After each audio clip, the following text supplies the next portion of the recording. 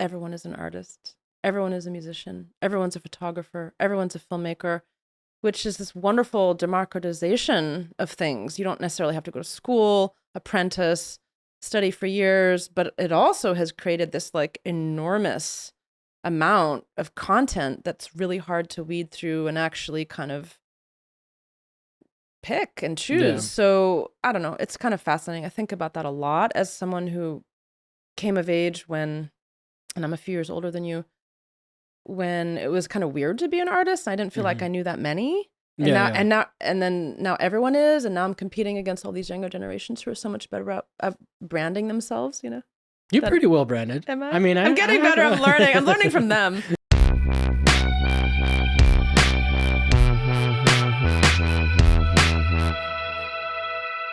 Welcome to What's My Thesis. I'm your host, Javier Proenza. And I'm just going to say, like, on Instagram, because I think I made a mistake when I messaged you. It's Malado Francine. Yes. Okay. Yeah. Because I was like, I just, sometimes people put their last name first. No, I get that a lot. Also, because I have an unusual first name. So, yeah. Malado. Where does that come from? It's Fulani. Fulani. It's an ethnic group of northern and western Africa. Okay. My parents named me after a dear friend's mother, and it means one who is fortunate, or more specifically, one who stays out of unfortunate circumstances. So I stay away from bad luck. Oh, okay. Hopefully. Have you been walking through raindrops ever since? Absolutely. Yeah. The waters part. Yeah, that's like, amazing. No, I don't know. Well, that's a nice name. That at least gives you something to talk about when you first meet somebody. It absolutely does. I always have to spell it. Yeah. And having grown up in Africa, I think people often wonder if it sounds kind of like mulatto, but it's Malado. Yeah. Which is, I know when I said it, I was like, hey, maybe I should enunciate a little bit more. Yeah, you got it. So I do have to qualify that regularly. Yeah, so you've had to correct people on that. I do, but I don't mind because it's really an interesting barometer of someone's racial biases introducing myself. Okay, can you speak to that a little bit? Yeah, no, I've had some really interesting reactions over the years. Sometimes people say, oh, I love it. How cool. Other times I've had people say to me, why did they name you that? Oh, wow. And I'm like, no, it's this and it means this. But yes, I did grow up in Africa, but I am white Latinx. Actually, my father's last name is Tejeda. Where are you from? Where's that? Tejeda is Mexican? Mexican. Okay. DNA from Spain, but Mexican. Mm-hmm. My dad grew up in SoCal. Yeah, the conquistador lineage that I share with you. Yeah, I think we both share a little bit. I did my DNA. I'm like 1% indigenous. I'm like, oh, that's not very much. Darn it. I wish I was more. Yeah. But that's all right. I doubt I'm like any indigenous. We're so many things. I think that's a wonderful thing, actually. Yeah. I mean, and then also, just to be clear, that shit is pseudoscience anyway.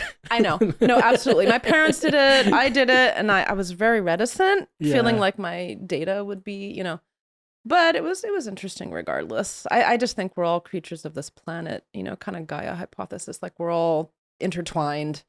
And what was it they did a study recently or a couple of years ago during the Trump era where they interviewed people in Texas who were very anti-immigration and anti-Mexico, and they found that most of them had DNA from Mexico this idea that we're all brothers and sisters anyways.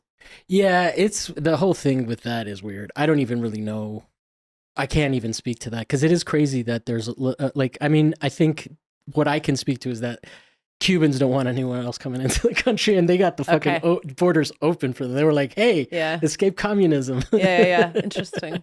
And then once they were there, once they were here, they were like, "Fuck everyone else," So that's interesting. But yeah, I always find it crazy how how tokenized and tool of propaganda and political, but not even propaganda, just political branding, the white, the protect brown people that don't agree with you at all politically. Everybody should vote except for these brown people that would vote for Trump, because Mexicans vote for Trump too, in crazy numbers, in big numbers, and they are it's the religious thing, it's the Catholic thing. That's kind of our ancestors' fault. No, race is very interesting to me. I've always thought thought about it. My brother, my only sibling, is adopted. He's Black American. Okay. And at the time my parents adopted him in the late 70s, it was an unusual thing to have mixed race families.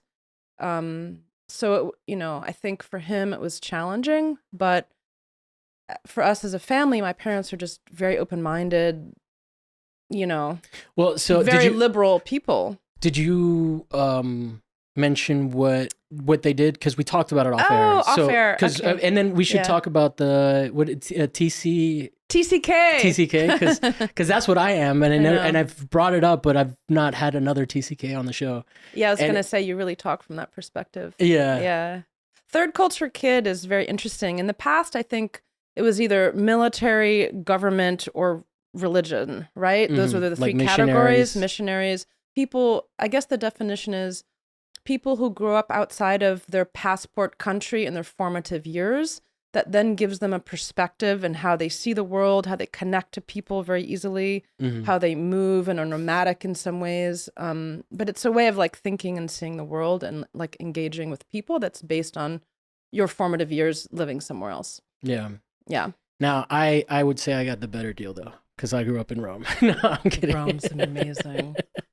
I feel like such a spoiled kid sometimes. Amazing. But I mean, man, it that's why when people ask me, like, I get triggered when people are like, "Oh, you're Cuban. Does that mean you're Republican?" Right, dude. Yeah. One of my best friends is Cuban from Miami, who lives here, by the way. Yeah. No, and he's extremely liberal, almost Marxist. So yeah.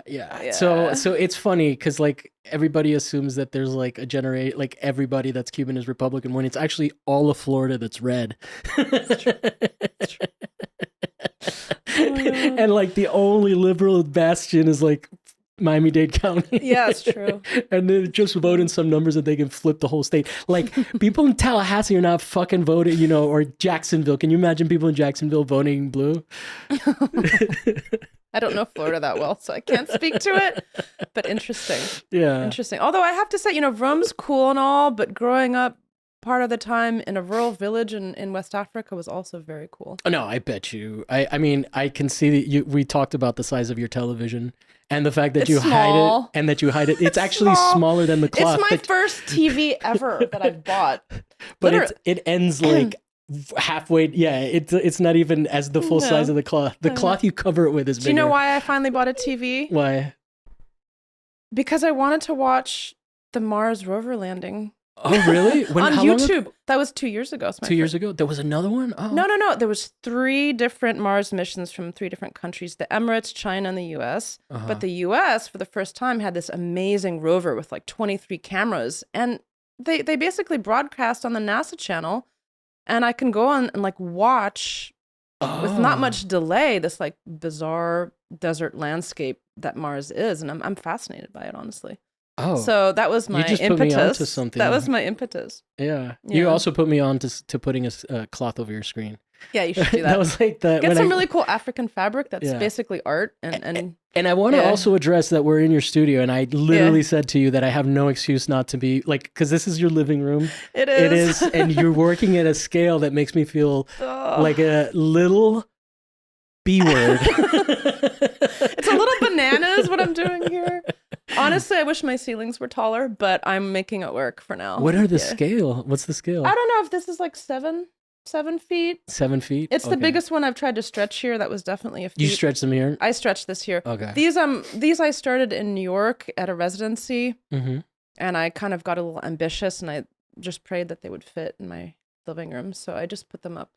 They fit.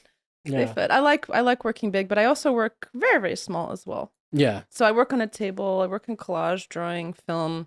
It's actually one of the nicer studios that I've been to. Yeah, because for some reason it's clean. Like I know you don't feel it's clean. I don't feel that way. But for a studio and a living room, it's actually okay. Like I've been to places in LA that don't really. That's very nice of you. You're just saying that to make me feel good. Because I'm feeling shy. It's a little shy to have someone in your living room. No, I know. I'm definitely invading people's spaces. It feels. I like it. I'm like a super spy. It's a warm spy vibe. Warm spy. Yeah, totally. Yeah, you have to watch me sweat for an hour setting everything up. It kind of disarms you.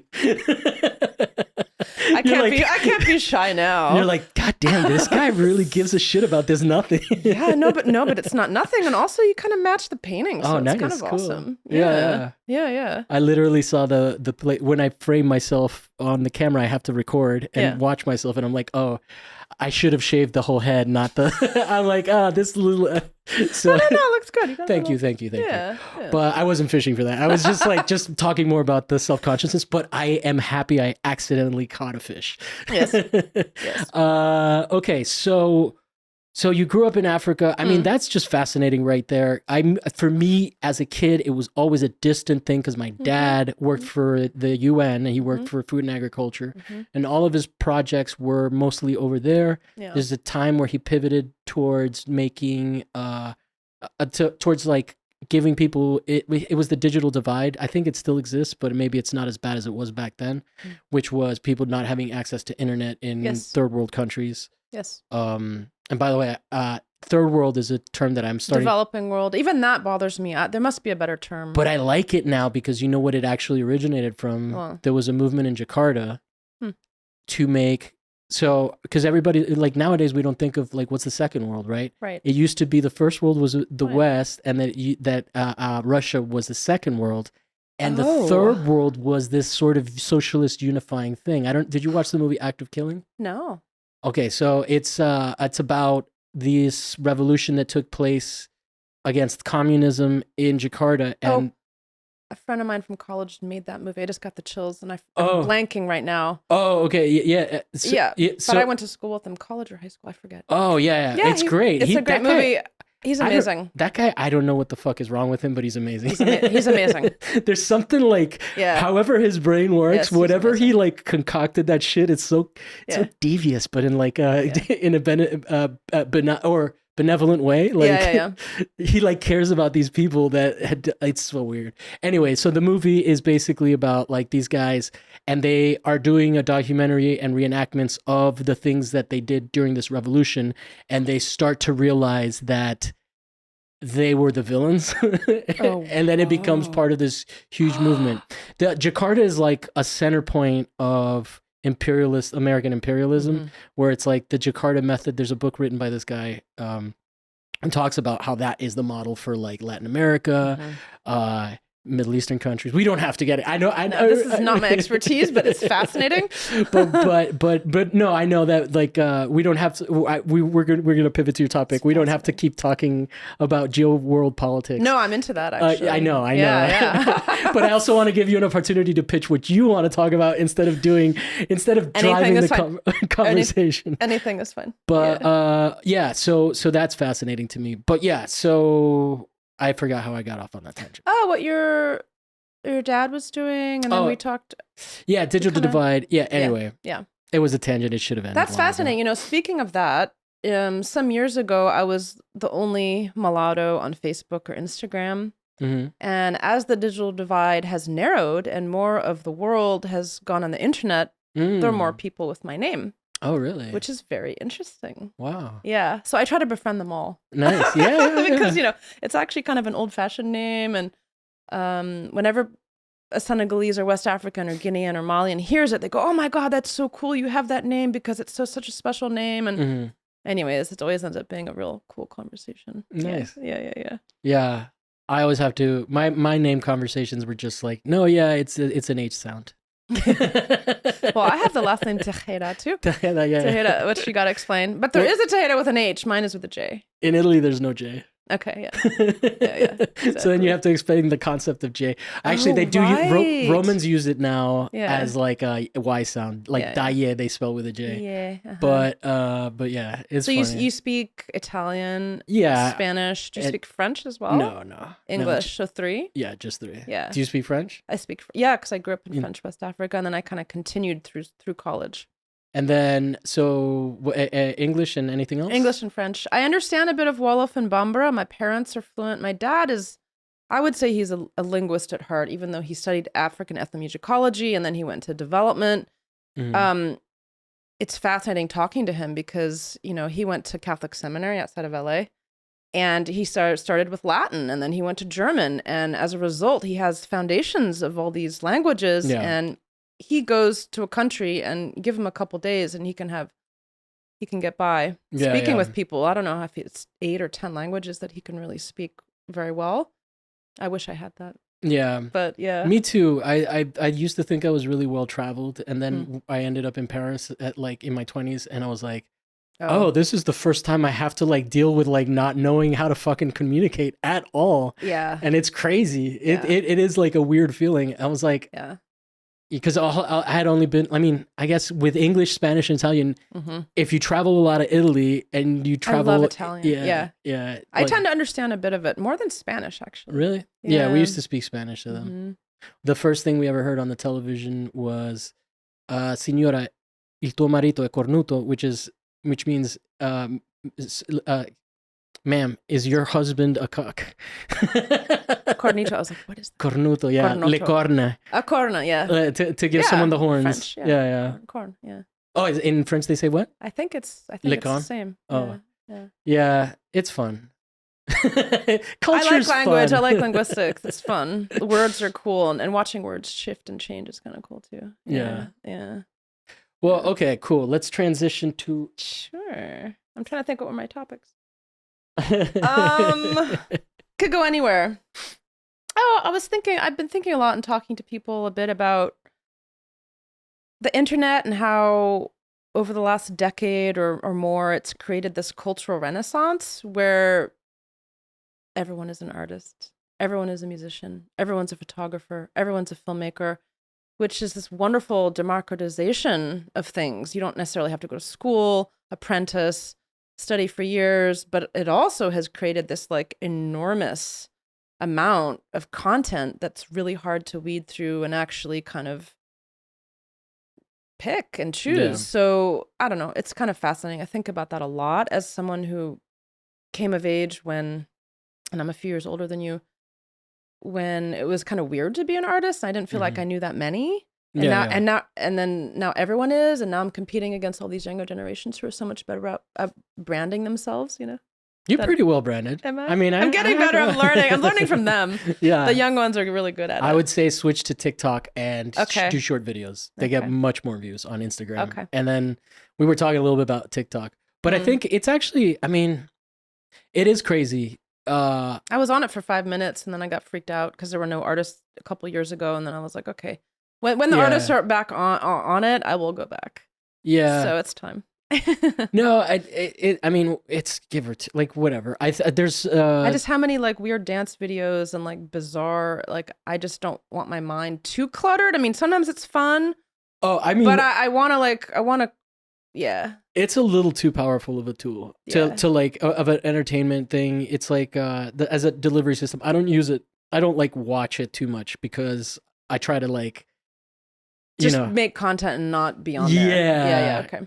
And then even then, like that's such a hard thing because it's almost nice when I'm not posting anything because I don't have that anxiety of it doing poorly or it doing well. They both cause anxiety. Who is your audience? Like, does it have a broader sort of audience option than? I feel like the algorithms on Facebook and Instagram have sort of narrowed a bit over time, especially since Meta acquired Insta. TikTok, yeah. I mean, I barely have an audience. I have like 49 followers on there. I have more of a following. Are they artists or are they other people or like what? Yeah, artists. Yeah. Okay. Yeah. There's a bunch of artists. Yeah. I do think that you're right. There was a hesitation because artists were like, fuck this. Yeah. And I think that the more that Instagram tries to be like TikTok, the more frustrating to Instagram is, which is why people are just like, well, if you're gonna be like fucking TikTok, a shitty knockoff, might as well. And then also the way the algorithm works over there, since it's kind of new, it's still easier. I mean, it's not as easy as it was in the early days of TikToks, where all you had to do was post and you would get like thousands and thousands of views. Right. But it's still like the algorithm has changed. But if you make a video that someone watches the whole way through, you get 1 point. If they watch it again, you get 2 points or something like that. It's a point system on how people engage with stuff. So it's interesting but I have a lot of content I could be posting. I got really into digital shorts and iPad animations. Oh yeah. Over the past few years, and I've been kind of going, where do I put this? Where do I do with this? Oh yeah. Yeah. That's perfect for that. Yeah, I'll try it out. But yeah, so then what are you, the thing that's interesting is that you said you called them artists, but they're technically content creators. How do you feel about that? Oh God. Yeah, well, that's the thing. I mean, I think we're crossing the line there with capitalism and this need to be seen, which may or may not be monetized, but content creator. Yeah, you could use that word for anything, for anyone who puts anything outside of their own mind. In any form, in any platform. Well, that's because then it puts you in the same category as like lifestyle coaches and like health and fitness stuff. So then, I think that's fair. Like, is it art at that point? Good point. Thank you for that. Art with a capital A. You know, I tend to reserve that for a certain feeling and a certain longevity of a person doing something specific, like a practice. I think that making a videos that are informational and educational are a different breed. Yeah, absolutely. Yeah, absolutely. You can be artistic. You can be artistic minded, but maybe you're not an artist. Yeah. And then we're also in the same category as thoughts. Which are you familiar with the term? Thoughts? I don't know what it actually. I don't know what it's an abbreviation for, and it probably came from Black Twitter. So I'm doing a huge disservice. I'm not sure what you're referring to. Well, they call it Thought Talk, which is like TikTok, the dancing ones, but but more voluptuous and jiggly. Okay, I would say. I don't know much about it. I'm not on TikTok. I have never liked the vibe of Twitter. I think it's mostly bots. Yeah, and it tends to kind of go in the negative vein, so I've avoided it for many years. Yeah.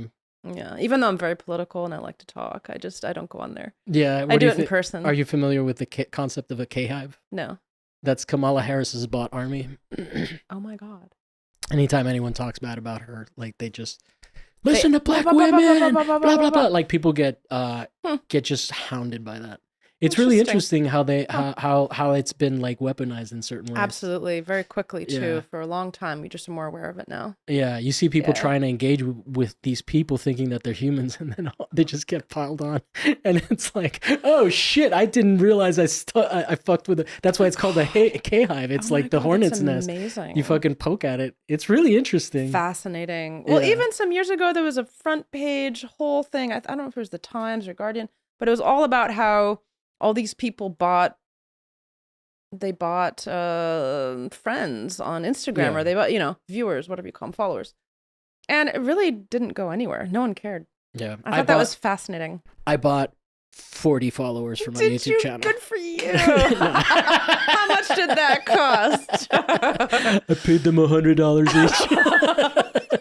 I had to be their friends. You got to do a couple thousand if you're going to start at all. What's the point? No one will pay any attention to you. No, all mine are homegrown. One by one. My God. Yeah, it's a fucking. Well, that's why I'm at 40. I have so many view hours. I'm like gonna hit the view hour limit to monetize before I hit. That's funny. It's crazy. That's funny. And I'm doing it on like what's crazy is like because TikTok doesn't do this, but YouTube does. You post your TikToks on there as shorts. Mm-hmm. It tells you how many watch time hours, or maybe TikTok does tell you. And what blows my mind is I'll get like, 10 hours, 19 hours on a 3-second clip, which means it's been watched so many times. And I'm like, and so that, like, by the way, if you want to blow up on YouTube, that is the strategy. That is exciting. Like I'm putting the videos, but then I'm also cutting those little things and stuff. Yeah. I'm on hiatus because I have some life shit to I signed up for a YouTube channel, so now instead of 39, you have 40 viewers on YouTube. Yeah, that's what I'm saying. So I'll get you your $100. Don't worry. Oh God. So okay, where are we going? Where are we going in the world? That's it's really interesting, and there's definitely an obvious place that we could go that is like the typical Javier place to take a conversation that I'm going to reference it so that people know that I thought about it. Okay. But like the idea of censorship that's happening right now, I'm actually more interested, on those platforms because, like you said, well, I don't know if anybody caught wind of this, but Noam Chomsky recently said that we are more censored in America than the Soviet Union was because you could still get the BBC in the Soviet Union. We can't get RT. Interesting. Okay. It's an interesting point. But anyway, what I want to talk about now that that's been addressed is like the difference, like, because how long have you been practicing art? Since I was about seriously since I was about 16, 15, 16. Okay, so we were around the same age, so I'm a little older. But a woman does not. No, I'm not. That's why. I mean, you could probably look it up, but whatever. That's why I'm saying around the same age. Yeah, I'm a Gen Xer. I'm at the tail end of Gen X. Yeah. Yeah, me too. Yeah. And proud of that. Proud of that? Yeah, totally. Well, that's what I'm talking about. That in between gen. So what was the social scene like? How did you network back then without this stuff? Because even networking in person nowadays, you don't ask people for their contact information because that's a little... Instagram is easier. Yeah, it's a little aggressive to be like, hey, give me your phone number. Yeah, no, Instagram is easier. And then you can kind of hedge your bet. Like, is it romantic or is it professional or is it... What is this? Yeah. So, don't expose my tricks. Yeah. Actually, if I meet you and I don't follow you with my then there's something wrong. No, and I don't follow you with, and I introduce you to my personal Instagram, I'm hitting on you. Oh, good to know. That's why. Funny. That's why I said that so that I'm not like you flexing and being like, hey, you might be on the podcast. Come date me. It's like, no. You're meeting me as me. I like you, and that's it. This is me real, unbranded. Yeah. That's a separate thing. Yeah. Well, But it's still ambiguous when I give you my personal one. I mean, I remember like the little computers we started out with, and my friends were early internet people, went into startups. I was at a very interesting high school. I started doing TV. When did you move back to the U.S.? 11. 11, okay. That's around the same time I came. Oh, interesting. Culture shock. I was 12. Oh, such culture shock. Yeah. It took me years. I What felt city? like D.C., Maryland. Oh, that's a very rough one. Very segregated at the time. People really sometimes Bethesda? responded negative. No, Silver Spring. Silver Spring, okay. They're into Cole Less Park. ritzy. No, it's right now. It's full of Africans now. Oh, really? It's very interesting. Yeah. In some ways, it was a good place, and sometimes, in some ways, it was a bad place. I meant less ritzy than Bethesda. Bethesda's like no, we did not grow up in a ritzy area. It was, we had apartment buildings down the street. We had a house, but it was a very diverse neighborhood. Yeah. No, that's what I'm saying. I grew up. No, it wasn't Germantown or Bethesda. I have plenty of friends from there. Yeah. That's where my family lived. I kind of give the impression that I'm like hoity-toity, but no, I'm not. I'm not. No, I wasn't saying that. I was just, now I made you defensive. No, I wasn't saying that. I was just saying that, like, I brought up Bethesda. I asked you if you were from Bethesda, and you were like, no, Silver Spring. I was like, oh, okay. Yeah, no. I went to Montgomery Blair. Montgomery Blair, okay. But I did the magnet program, so I was doing TV and media studies from an early age, actually since like 7th grade. Cool. But then in my high school, there was also a computer science magnet. So some of those friends went on to be like internet people. Also in college, one of my peers was like the first blogger, and he blogged about his girlfriend, who I went to, Justin Hall, interesting guy. But so the internet, at first it was like kind of in the background. I used it a little bit here and there, and then suddenly it was everywhere. I do feel that I used to enjoy research online more. Yeah. And over time, Google and other platforms have gotten more and more closed down through their algorithms. And you go online and you find stuff that is completely unrelated. It's all about selling something. It's like a stupid GIF or something funny instead of an actual idea or research topic or something verified. So in that way, I've become a little frustrated with the internet because there's so much like content that just seems like it's nothing. It's like I just that made me think of like how people are like, yeah, the internet will just validate your bias. Anything you put into it will respond. And there's truth to that, but there's a difference in sources, right? Like if I'm looking at articles from 2014 about how there's a Nazi problem in Ukraine and they're published by the same newspapers like the New York Times that are now saying that it's all propaganda. Right. I think that's a little bit more valid in than if I find someone making a comment on Reddit. Yeah, totally. Or on some forum, which I think is usually what you find when you look for that crazy shit. Everyone wants to be an expert. Yeah. Now, and it kind of uniforms that, but it's like paid content always at top, and you kind of have to realize that it's like pages of it. Yeah. So. Well, that's the other thing. It's like there's this elitism for people that like write for these papers like the New York Times and the Washington Post. And it's really interesting because they're also like, they're like, haha, the plebes don't understand, but you're fucking paywalled. Yeah. So like all your enlightenment is only for a select few. It's not like, hey, we're yeah. I like to look at a lot of sources, as many as possible. Yeah. You know. So like what kind of research do you mean? Like art research, I'm guessing. That's basically the basis of this show. So if you're art into research, that, we can talk about that. but also in terms of news. Okay. Like Al Jazeera, The Guardian, the BBC, as well as the New York Times, the Washington Post, the LA Times, the smaller papers if I can find them. All papers that have been Mother corrupted. Jones. Mother Jones too corrupted. Like corrupted, you know, but at the same time, you know, I do believe in journalism and that there are people writing good things, but you have to really sort out and try to kind of, through an empathic lens, understand the writer and the perspective and what they're saying to you. Like that kind of critical thinking has to be taught to kids in school so they can weed out what's being directed at them for what reason, you know. Do you think you learned that from... I learned that from a good public education. Not from art school? No, I didn't go to art school undergrad. I went to a liberal arts program at Swarthmore. Oh, okay. So I did comparative literature. But they really taught us how to think and how to analyze at that school. So the literature program helped you a lot with that because you're reading stuff and you're analyzing it. That's interesting. Yeah, absolutely. So like humanities education. Education, but also Swarthmore had a very interesting program. I stayed outside of the traditional canon. I avoided things like Shakespeare and the normal stuff, and I did like queer theory, or I did, you know. Are you queer? No, I'm not. Oh, okay, cultural. Cool. Just because I don't know what I am. Okay, I don't identify one way or the other. Okay, but you know, I tend to prefer one over the other. But I don't identify as one or the other. Yeah, it would have like. Speaking of the generation that we were talking about, that's pretty progressive to be interested in that. Yeah. So I think that's interesting. Yeah. Yeah. So I had a very interesting education, but it's partly because my degree allowed me, instead of majoring in English lit, which would have been more traditional, English and French allowed me to kind of hand pick classes that were very interesting at Swarthmore, including like cultural borderlands and the lesbian novel since World War II, or, you know,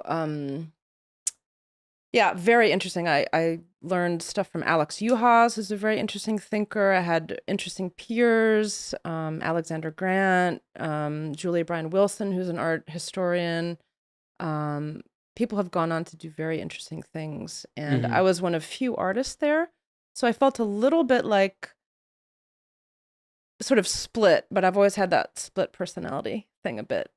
Why didn't you? Because you said you were... I got into art schools. My parents had a lot of debate about that. But I think you come from a sort of middle class-ish family.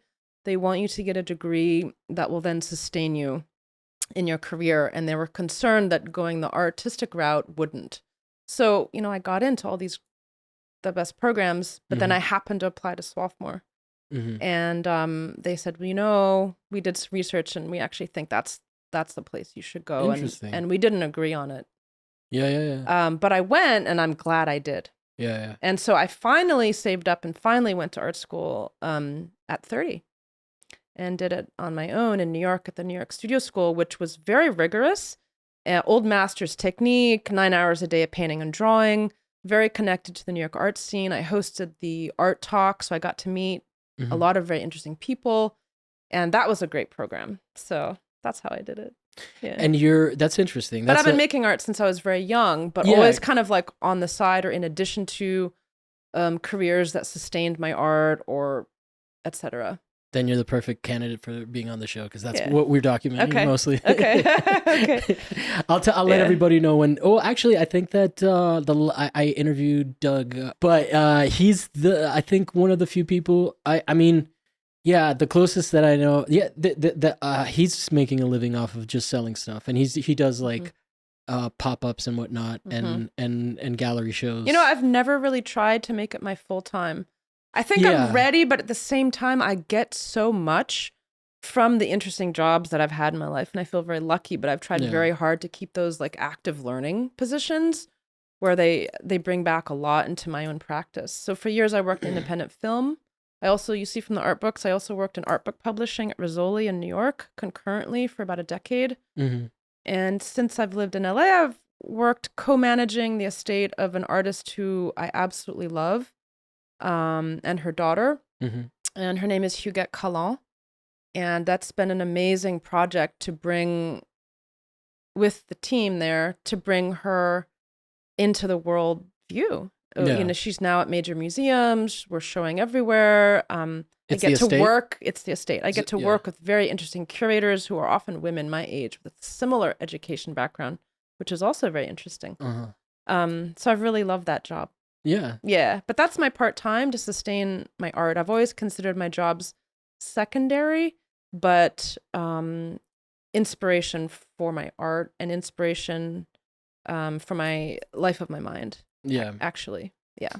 Yeah, my friend Carl Barada, who's co-director of TSA LA, shout out to him. He said that he did studio, like when he moved to LA, he got to just do studio practice by itself.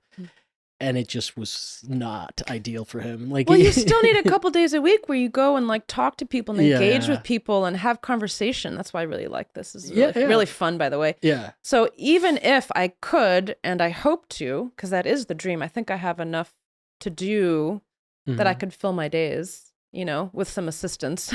Yeah. Literally. Whether it's online office work, applying for things, building my catalog raisonné, my inventory, which I'm starting to do, or actual physical painting and research. Your inventory, you have a whole room. I have a whole room. Go into. I have a whole room. You know, one day I'll get someone in here and they'll be like, "Okay, it's time for your solo museum show." And I asked her, audience, I asked you what your like why you didn't just use that as a painting room, and you gave me the most painter answer. You're like, the light's terrible. The light's terrible in there. I like the windows in the living room. It's brighter. No, that's exactly why. A writer couldn't have written a more painterly answer. It's all about the light. In fact, can I keep these umbrellas? Yeah. These are great. I want another big one. Yeah. I want one that size for that one. Yeah. But yeah, it's fun. It is nice to. No, I've had a very rich life in having to work.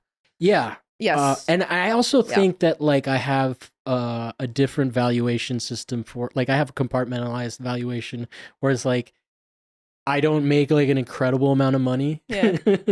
But my self-esteem in the art world is like, you know, it like makes me feel like I would probably, if I made a lot of money and didn't do this, I would just be sad.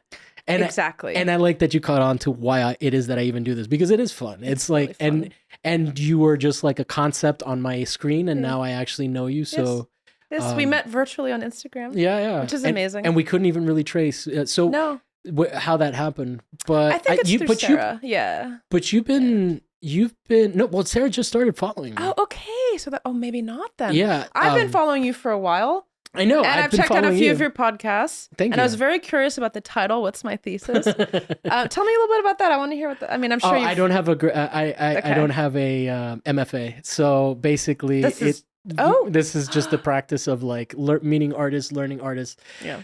Primarily, the benefit of MFAs typically is the network you get. So, you know, I really enjoy podcasting. I like having headphones on and the warm, you know.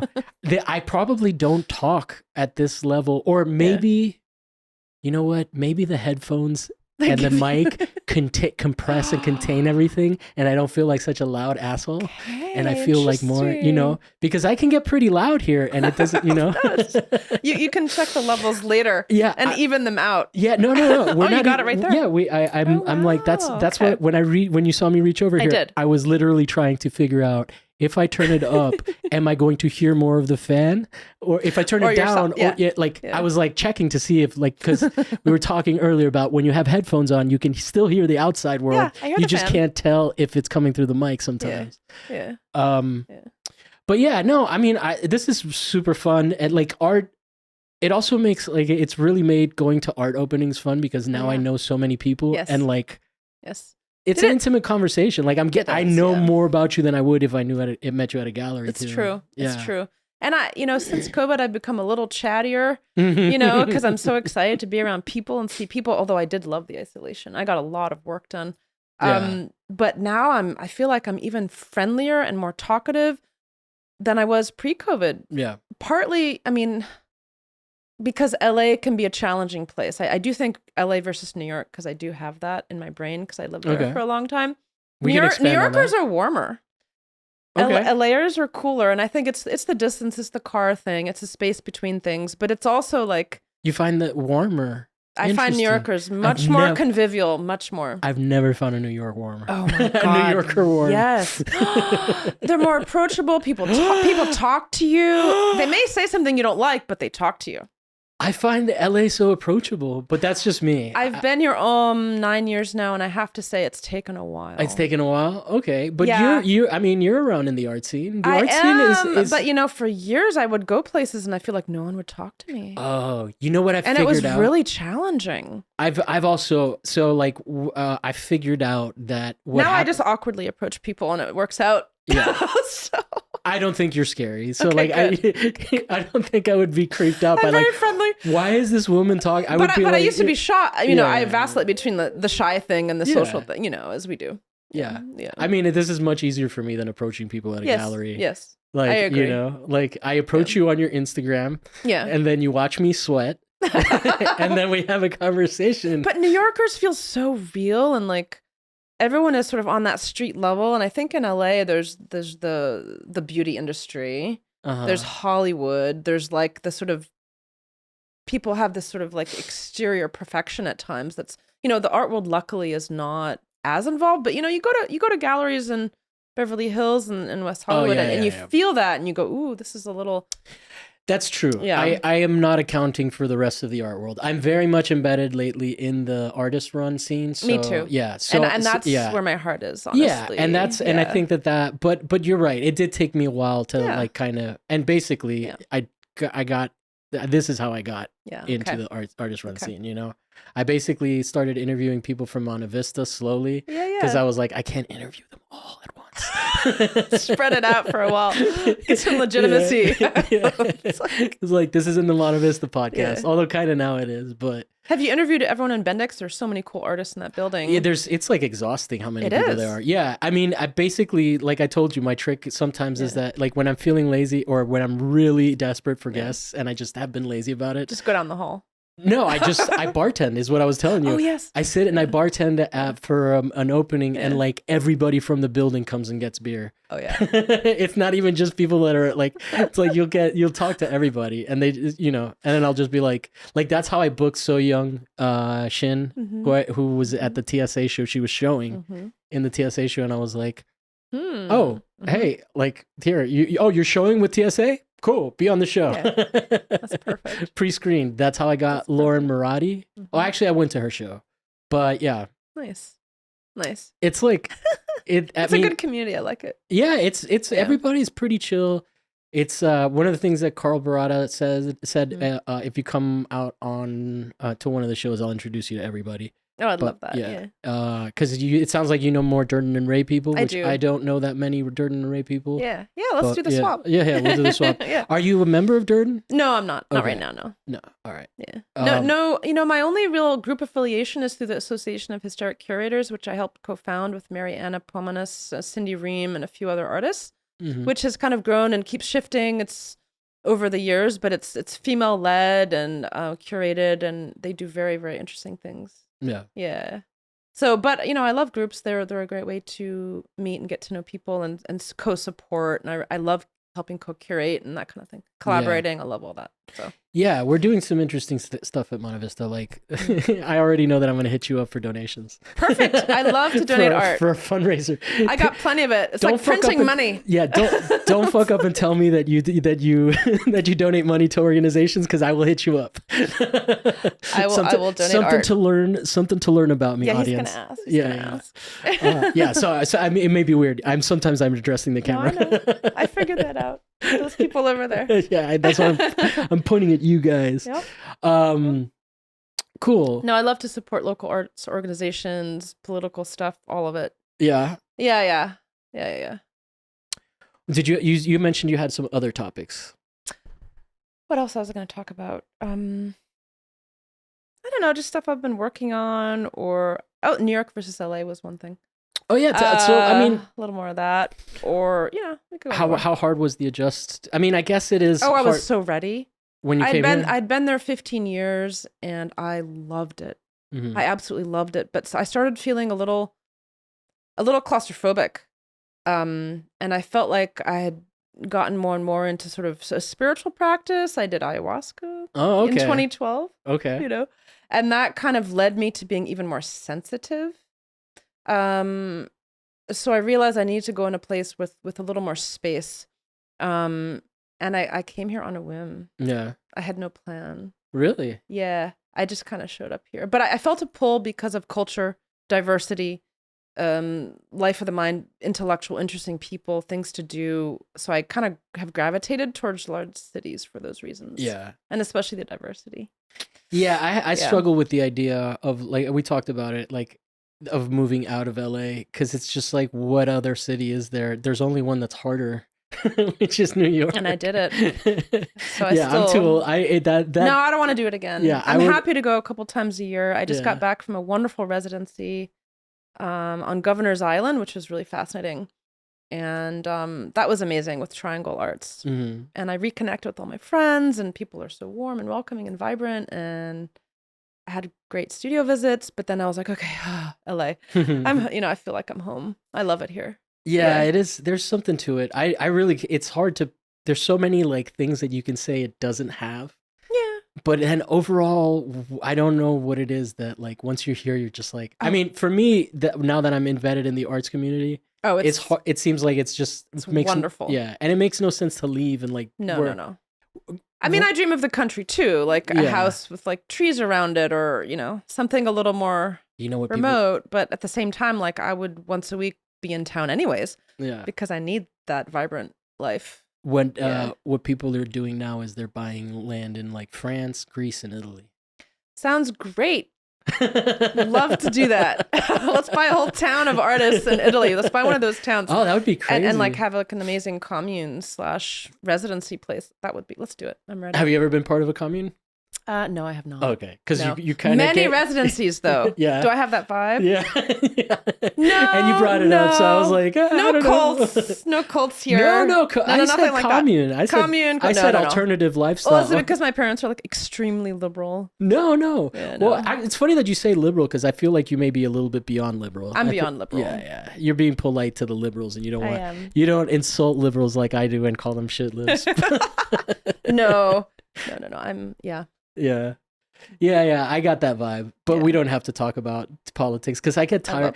The thing is that the thing that happens when you have a podcast is that you're a limited human being. You're not a vast, infinite abyss of knowledge. No, and so, no, we're not. So sometimes, I wish. Sometimes people will be really sweet and they'll be like, "Can I interview you?" Yeah. And I'm like, everybody knows me. Because there's not a story I haven't told. I need shit to happen to me this week, so I have something next week. I get it. Yeah. Well, one way I've been kind of seeing the world and expanding my world and interests is by doing residencies in the last few years. So I did one in Cyprus with a friend from graduate school, Katerina Savides. Opened a new residency in Cyprus, which was very interesting. It's Greek speaking in the part that I was in, not the Turkish part. Mm-hmm. But it's in the Middle East. It's actually not near the Greek islands. So I learned a whole lot just by being in that part of the world, visiting archaeological sites, discovering all kinds of cool younger artists, especially women doing very, very interesting things there. Mm-hmm. So that was really cool. And then New York, and then I did one in Provincetown last year. And I keep thinking, ooh, what else can I do as a way to get out of my living room, right? Yeah. Because, I don't mind working here. I mean, it would be easier to be able to work on the floor and make more of a mess. But for me, it's the community that I'm craving. And that's why I've been doing those residencies. But so maybe I'll find something in LA where I can go and work part of the week and be around other artists. Because, borrowing a tool or talking about a painting is a really useful thing. Yeah. I do miss that. I had that in Brooklyn. So you also said that you felt a little weird doing studio visits here. Is that? No, it's more that, I love my home and I feel very lucky to have it, but it's very old. Mm. So there's like things that are kind of like falling apart that my landlord, because I'm rent controlled, won't fix. Or, it just, I wish I had taller ceilings so I could make even bigger paintings. It's more like that. Or, visual clutter. Like I would love just big white walls. For me, that's very useful. Yeah. And at home, I get a little overwhelmed because I have a lot of stuff around. No, I can see that. There's that. Yeah. You can't tell if are those Cheerios? These are beads. Okay. I can't see from I think over here. Ghanaian glass beads, and these are actually beads that are fish bones. Yeah. So I started incorporating my mom's African bead collection in my paintings. Oh, okay. So those are not like mass manufactured ones. They're like handmade. Yeah. Cool. Pretty sure. Yeah. That's so I've pretty started neat. putting them in. Yeah. They're 3-dimensional. But when I started by sewing them in, but my cats were really too into that, so I had to move to gluing them. So the sewing, like when the thread was out there, it was like a whole thing. They've been pretty good. Look, he's just chilling right there. It's afternoon nap time. They're okay. Pancakes, plural. Pancakes. Yeah, it's a plural name. You just when you were talking about archaeology, or you brought up archaeology, and I'm in a Hinge mode right now where I'm trying to meet people. Oh, I get it. And it's one of those things where it's like you meet and you're like, okay. And then they're like, it's funny how many people are like, yeah,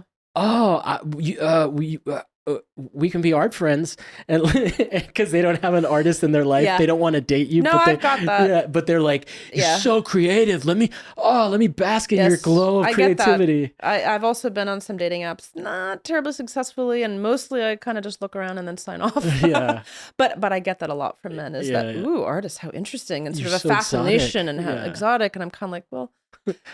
It'd be nice if I was not too exoticized so we can actually have a conversation. Or but thank you. If you had any concept of what I'm interested in other than it being something that for marvels me, what you. is that term that they use now online when you're looking for when you need to be drawn to someone's brain? Like I have that. Yeah. Oh, it's got to be that first. Sapiosexual? Yeah. Yeah. Definitely that.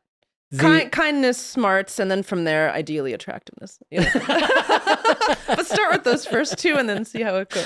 Has it always been like that, or when you were a kid, it was just hunks? No, I've gone through some hunky guys that turned out to be a little problematic. In what sense? Like saying racist stuff? A little more bad boy. I had a punk side. Growing up, I was in a band in high school, and so I have a bit more of that aesthetic at times. Now I look kind of hippie, but I was telling you, I got both.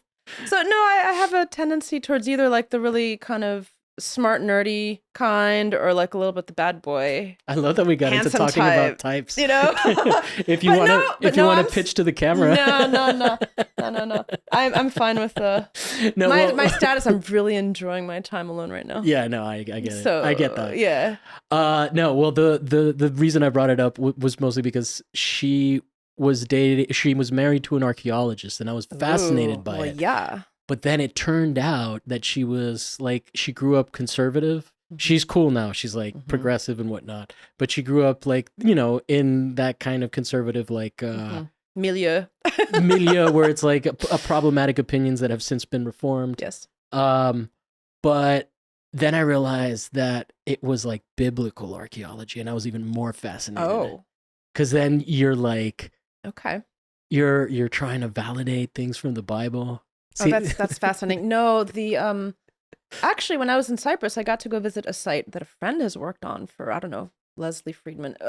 She's a Getty person who has been going over to Cyprus for many years and working on redoing this Temple of Dionysus and these other sort of sites in Paphos. That was fascinating. Yeah. Also because Cyprus is like a crossroads of cultures. It's in the Middle East. It's Turkish. It's Greek.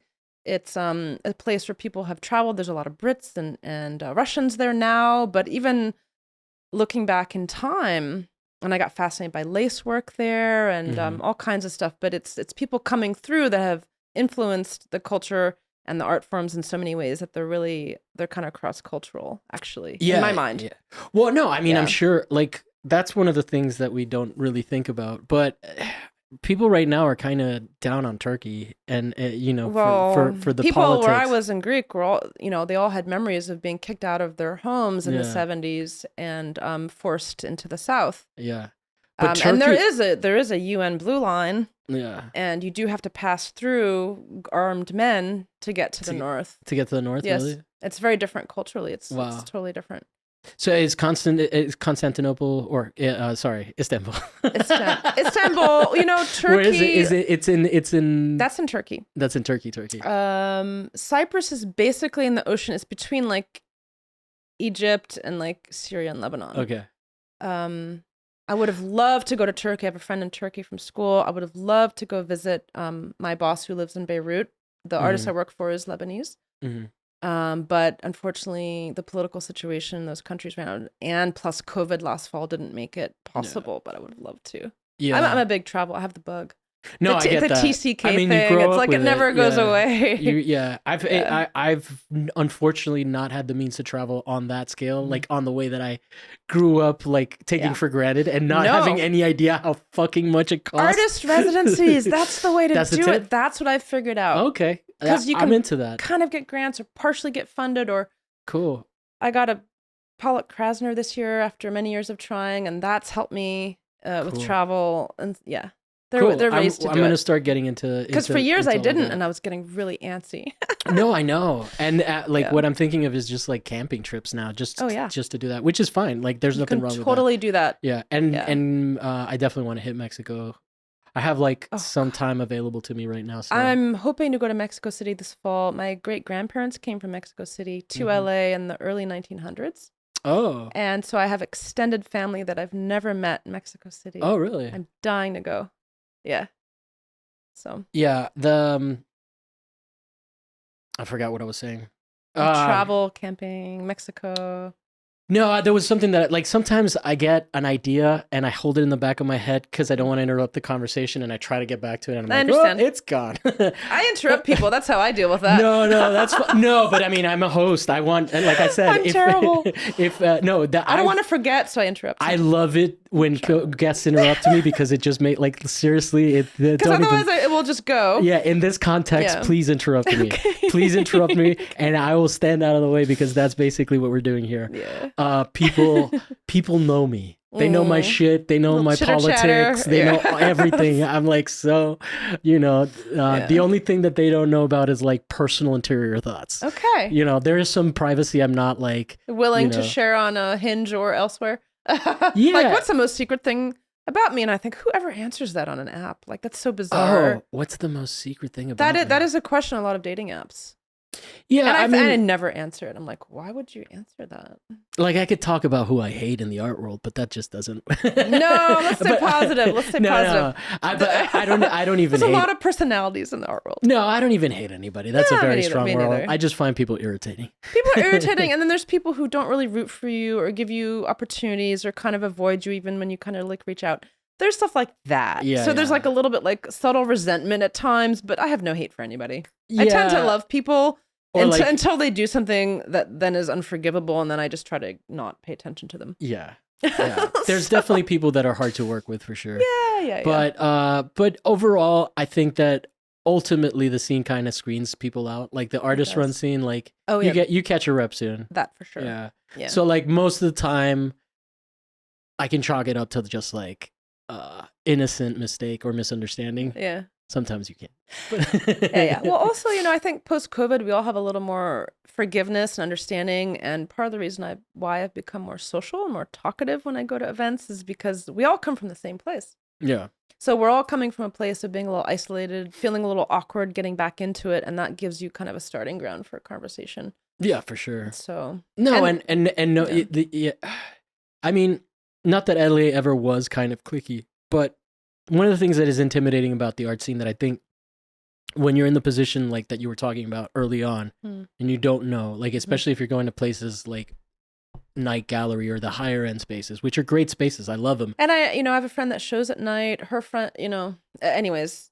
Yeah. But no, anyway. But still, I feel this like. But the social circle there is a lot of people that just work together as adjuncts. Yes. So like. I know. So then you see this, like, you show up there and you think that like, oh, all these people know each other from, they're all part of the scene together, and they're part of the Columbia scene. grads that started a gallery. What's together. that? It's Columbia students who started a gallery together. Where? Grads, Night Gallery. Oh, Night Gallery? Oh, is that? Yeah. No, but I just mean in general, like, not like necessarily students from any particular school. I'm just saying that they're all at like Lincoln Chafee and and all of all throughout the valley, and some of them work at the same school, but like only one of them. So like if you work at 3 different schools and you have 7 different instructors that you interact with daily at each institution, that you have a community. Oh, that's amazing. That's a good point. It's self-building, so it can be really intimidating. So become an adjunct.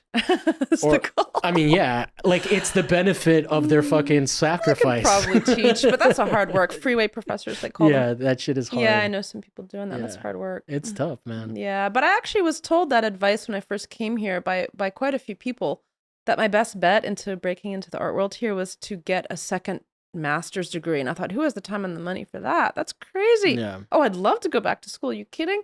School is great. But no, I mean, because it is kind of cliquey and it is sort of insular and it's hard to kind of get in. But more and more as these artist-run cooperatives and groups have sort of become more common, I think it's warmed up the art world for me personally. Yeah.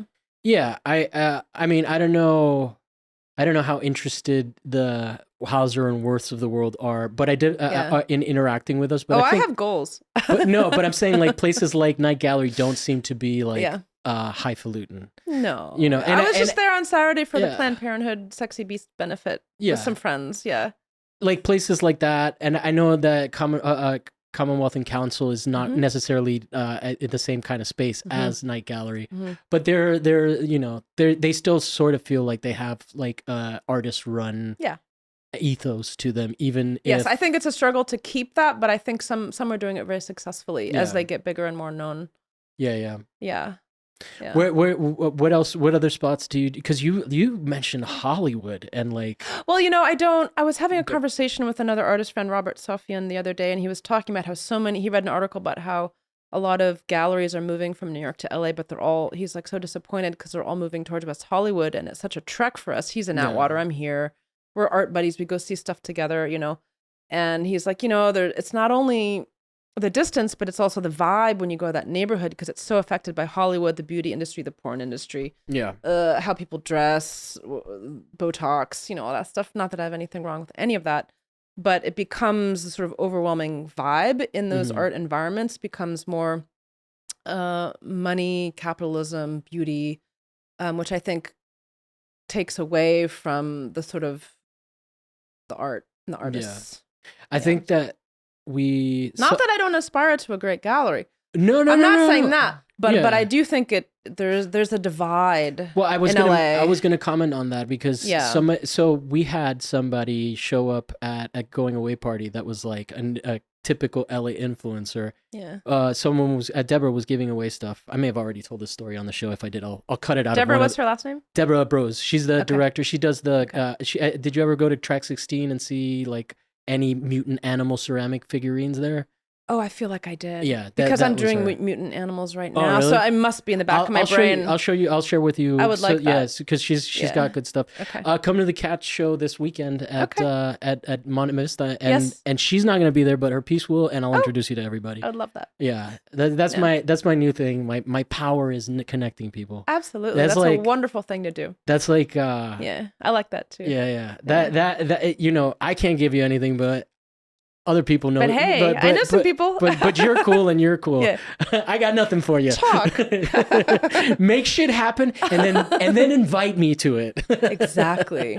No, I'm such a community builder that it's taken me a while in LA, but I finally feel like that is happening for me. Yeah, and that's a good like it really is just a matter of getting to know a lot of people and then being like, hey, you would like this person. Yeah, exactly. Like you guys would fucking vibe like crazy, 100%. I gotta have a party one of these days soon, just to do that. Yeah, that's actually another way of doing it. Yeah, have an art opening, have a party, whatever. Yeah, same thing. It's my house. Well, I don't really have space like this. That's nice. Is this nice? Okay, thank you. I love my home. I do. This is a lovely home. Thank you. Yeah, I've been here the longest I've lived anywhere. Speaking of being nomadic, this is the longest I've lived in one apartment.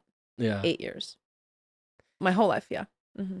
Yeah, I think that what is interesting though about the divide between those two spaces is you see how I can remember my points? Yeah. You're back. I'm back. He's back. That's why it's okay if you interrupt me.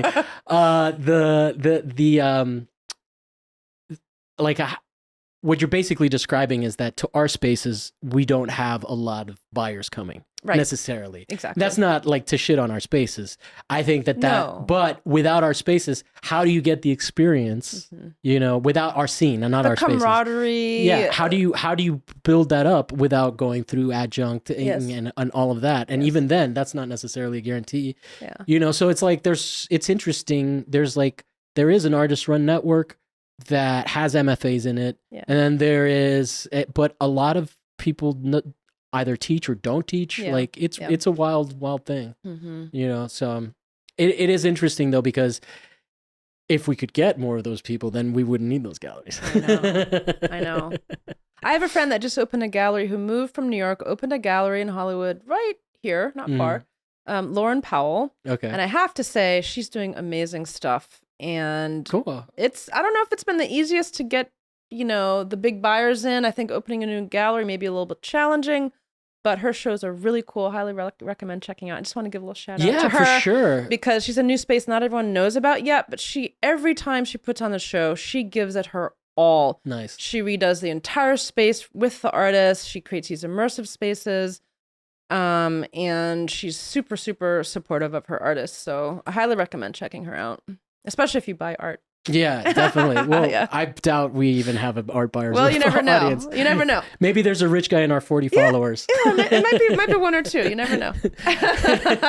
So, all right. Well, I mean, is there anything that like we've definitely we've done an hour, and I feel like I won't have to cut too much out, so I think we can probably end it here. That sounds great. And then just like transition into just being buds. I've really enjoyed this. Definitely.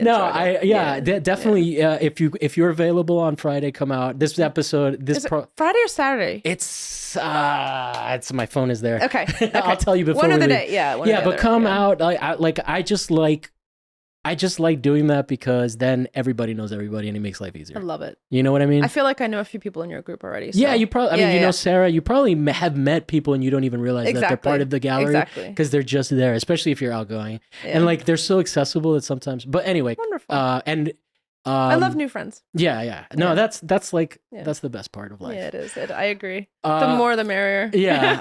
And then anything that we can plug for you? Any other spaces that you want to be? You know. I mean, I would say Lauren, just because she's become a very good friend, and I really want to support her. But you know, what's the space called? Lauren Powell. Powell Projects. Okay. Right nearby at the edge of Thai-town in Hollywood. They have an IG, I'm assuming. Yes, so you guys can follow them on IG. Yes, she does. Yes. And then you are Malado _Francine. Yes, Malado Francine. Yes, my website. I'm on Vimeo. I'm curating.